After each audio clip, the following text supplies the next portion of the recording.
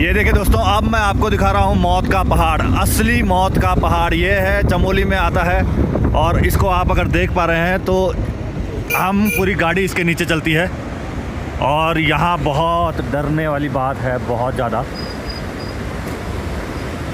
और यहाँ बिल्कुल जगह नहीं है। और ऊपर से अगर एक भी पत्थर आ गया तो फिर तो खैर, आप देख रहे हैं सड़क के ऊपर बिल्कुल पत्थर है।